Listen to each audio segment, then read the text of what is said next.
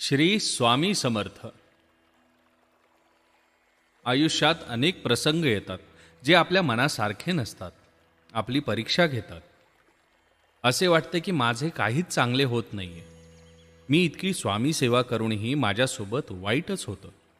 आणि कधीकधी तर स्वामी सेवा सोडून देण्याचाही आपल्या मनात विचार येतो. असे वाटणारे तुम्ही एकटे नाही आहात. इतकं जाणून घ्या की त्या परिस्थितीत आपली विचार करण्याची क्षमता नसते.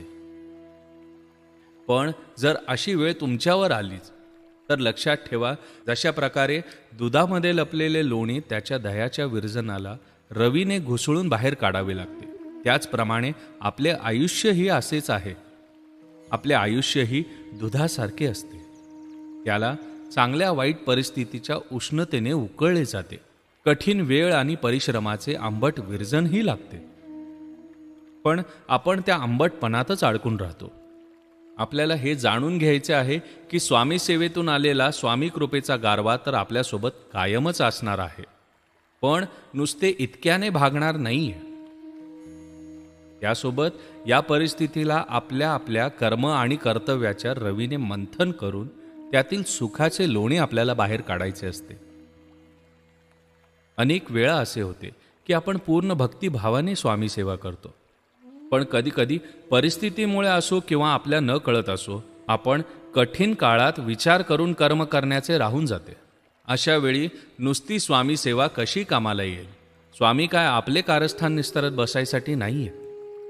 पण लक्षात ठेवा, स्वामी कायम आपला साथ देत आलेले आहेत आणि देत राहणारच आहेत. पण स्वामी सेवेसोबत आपल्यालाही विचार करून कर्म करणे तितकेच गरजेचे आणि महत्त्वाचे आहे. म्हणून इथून पुढे लक्षात ठेवा की सेवेसोबत आपले सत्कर्मही करत राहणे ही संपूर्ण स्वामी सेवा आहे. आणि हे सगळं करत असताना या ओळी लक्षात ठेवा, या नक्की तुम्हाला कामाला येतील. बहुतेक तरी स्वामी सेवकांना या ओळी माहीतच आहेत की उदास असाल तर स्वामींचे नाव घ्या, दुःखी असाल तर स्वामींचे ध्यान करा, मार्ग भेटत नसेल तर स्वामींचा विचार करा, आणि इतकं करूनही समाधान होत नसेल तर अक्कलकोटची वाट धरा. आपला प्रश्न कितीही मोठा असो तो नक्की सुटेल. भेटूयात अशी छानशी माहिती घेऊन पुढील व्हिडिओमध्ये.